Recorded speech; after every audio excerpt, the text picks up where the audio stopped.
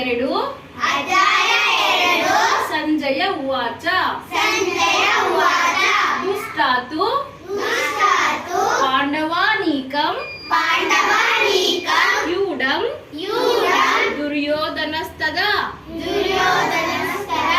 ಆಚಾರ್ಯ ಉಪಸಂಗಮ್ಯ ರಾಜ ವಚನಮಂಬ್ರವೀತ್. ಮತ್ತೊಮ್ಮೆ ಹೇಳಿ. ದುಷ್ಟಾತು ಪಾಂಡವಾನೀಕಂ ಯೂಢಂ ದುರ್ಯೋಧನಸ್ತದಾ ಆಚಾರ್ಯ ಉಪಸಂಗಮ್ಯ ರಾಜ